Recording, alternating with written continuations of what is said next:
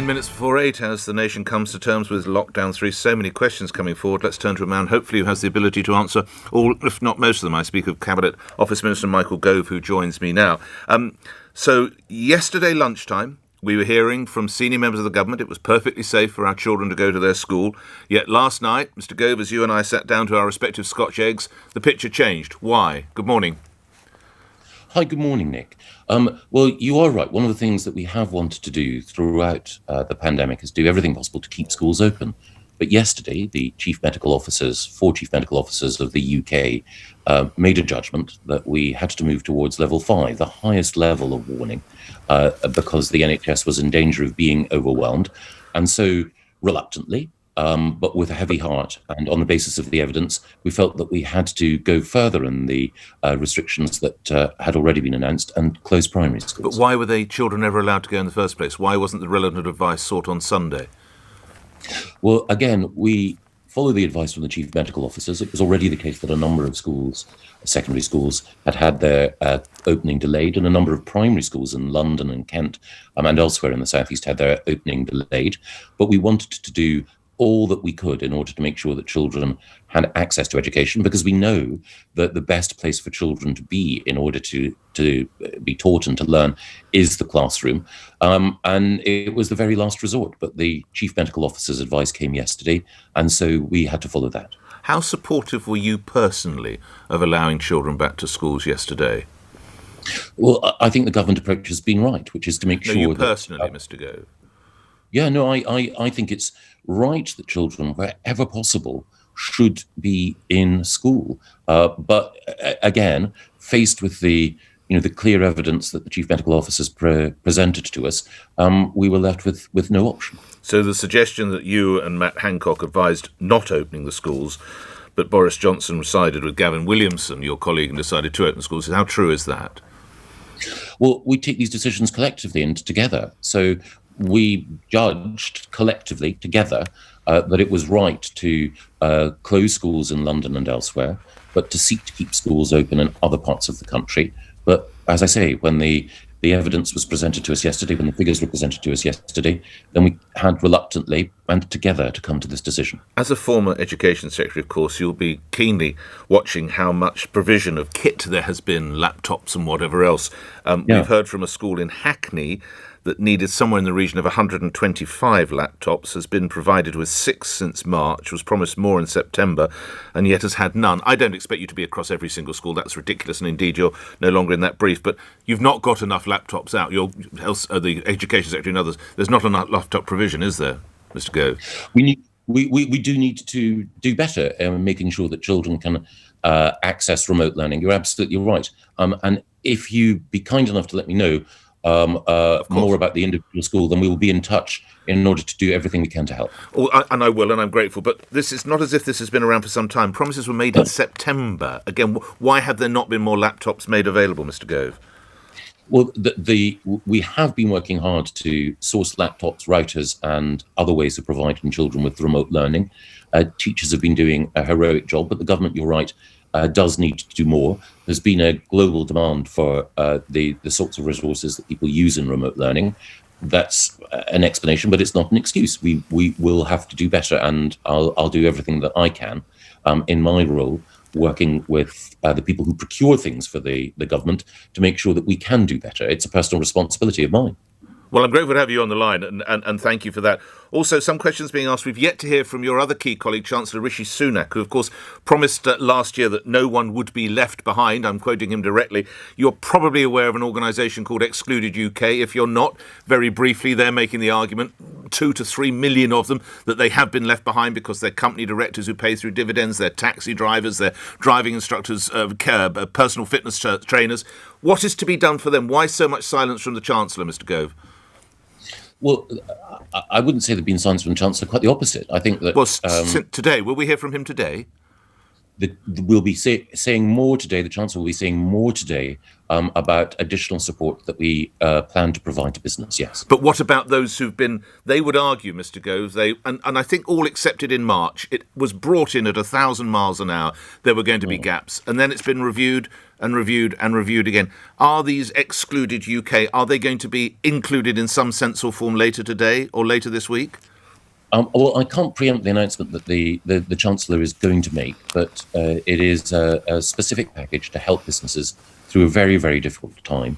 And of course, you're right that there are people in particular circumstances who need tailored support. And we look overall at how we can best support people who are contributing to our economy in a very, very difficult time and who are facing all sorts of barriers, absolutely. This lockdown 3 is supposed to be akin to lockdown 1, yet again it's been pointed out some industries and trades continue, such as estate agents. So I can be shown around a home by a stranger mixing with people who own that house, but if she were still alive, I couldn't have my mum come see me. Can you explain that? Yes, there are certain exceptions. Exceptions, for example, to make sure that people can secure childcare, and exceptions for particular types of work. And one of the things that we do recognise is that sometimes house moves are already in train or an important part of people's lives. And so we are doing everything we can in order to ensure that where possible, people can continue to work. The line has to be drawn somewhere. And one of the things that we are keen to do is to make sure both that construction and that the property market can continue to function. So mum could come and, if I were to pretend to sell my house, mum could come accompanied by an estate agent? It's always the case if... But this is absurd, Mr. Gove, isn't it? No, it's always the case that if people want to, they can try to find reasons to subvert or to get round. But most people, I think, the majority of people understand why the rules are there, and will respect them and not monkey around with them, as it were. The message from the Prime Minister was very stark last night. We effectively got to save the NHS, and the National Health Service is at risk of being overwhelmed. You'll be aware Britain's 4 chief medical officers warning last night. Is this not the time then to turn to the Nightingale hospitals that were built with such speed, and one has to say such professionalism, by the military? Isn't that what they're there for, Mr. Gove? Yes, you're absolutely right. We do need to use every facility, and the Nightingales are there to cope with the surge. But you've shut the London one down. The NHS are reviewing at the moment exactly how we can use the Nightingale facilities in order to provide appropriate care. We're doing everything we can, looking at every possible resource in order to make sure that we can provide people with care. It's already the case that we've had to, as you know, reconfigure hospitals in order to make sure that we can separate COVID and non-COVID patients. We've already reviewed the number of people who can look after those in intensive care. They do need particular care, but we've done everything possible to spread resources as much as possible. We do need to recognise that the people who are working on the NHS frontline, heroes and heroines, are being pushed tremendously hard. But yes, the Nightingale facilities are there, and we're reviewing exactly at the moment how they can be used alongside our existing hospitals to provide the right care. So the Nightingale in London could reopen? Again, I won't make any specific judgments about which particular facilities will and won't open at which point, but we are looking at exactly how the additional capacity that the Nightingales can provide can be used. And what about the possibility of Ministry of Defence medical personnel, Army, Navy, Air Force medical personnel? Could they be deployed in some fashion? They're already being deployed. They're already working in the NHS.